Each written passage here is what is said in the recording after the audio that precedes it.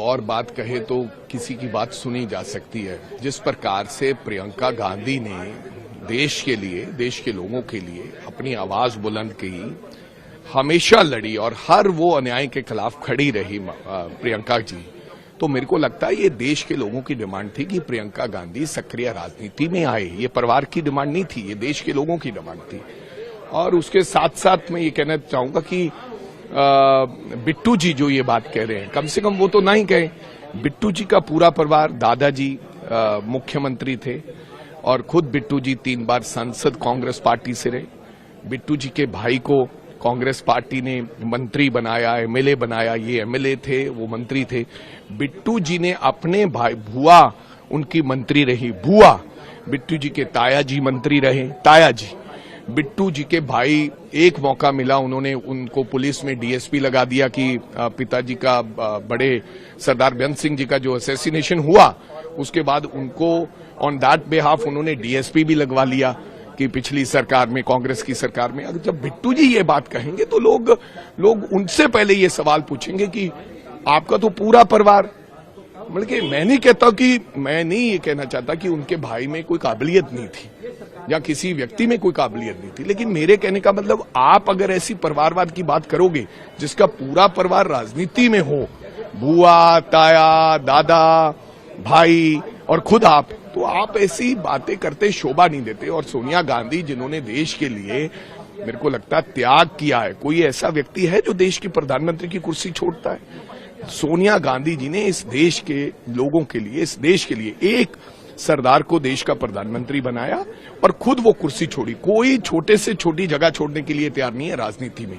आज मोदी जी कोई जगह छोड़ रहे हैं क्या? कोई मंत्री छोड़ रहा है? तो मेरे कहने का मतलब, सोनिया गांधी के बारे में ऐसी टिप्पणी करनी और उस परिवार के बारे में जिन्होंने मतलब पिछले 40 साल से विधवापन काटा, इस देश के लिए अपने पति की मतलब के खून दिया है, उसके बारे में ऐसी बात। और बिट्टू जी उसी सोनिया गांधी जी के पांव हाथ छूते थे और कहते थे, मैडम मेरे खून का कतरा कतरा भी आपके लिए। बीजेपी को खुश करने के लिए ऐसी बातें करनी अच्छी नहीं है। मैं अपने भाई को ये राय देना चाहूंगा कि ये निजी टिप्पणियां हैं।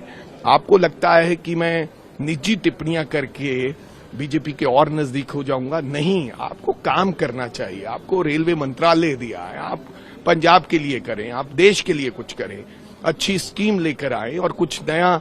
आप जिस दिन से रेलवे मंत्री बने, आप एक दिन भी लोकसभा में बोले नहीं है अभी तक, आपने कुछ कहा नहीं है। रेल के रोज हादसे होते हैं, आपको मतलब कि बोलने का मौका नहीं दिया जा रहा। क्यों नहीं दिया जा रहा है? क्योंकि आपको वो कैपेबल नहीं समझते कि बिट्टू संभाल लेगा पार्लियामेंट में। नहीं तो आप एमओएस हैं, सब एमओएस ने आके अपनी बात रखते हैं, लेकिन आपने एक दिन भी बोला ही नहीं, क्योंकि आपको पता होता है आप जब सेशन होता है तो बिट्टू जी गायब हो जाते हैं, क्योंकि उनको लगता है कि जवाब कैसे दूंगा खड़ा होके।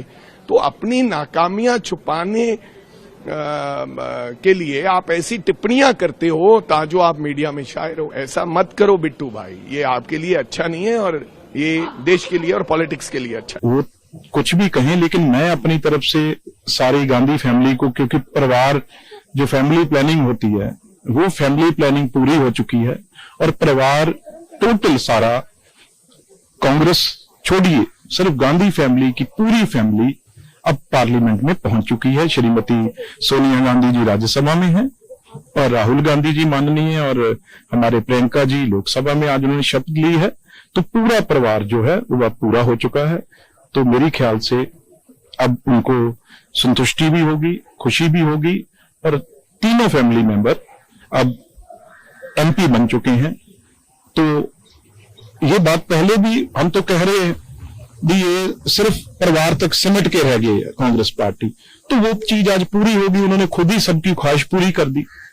तो इससे बड़ी बात क्या हो सकती है? 3 मेंबर हों फैमिली के, तीनों में एमपी हों, तो इससे खुशी की बात कहीं हो सकती है? तो यही संविधान की जो बात करते हैं, इस संविधान उन्होंने अच्छी तरह लागू किया अपने घर पे। और आज मैं समझता हूं जो सबसे बड़ा दिन है फैमिली प्लानिंग का, वो फैमिली प्लानिंग सोनिया गांधी जी ने की है, उसमें वो कामयाब हो गए। उनको मुबारकबाद।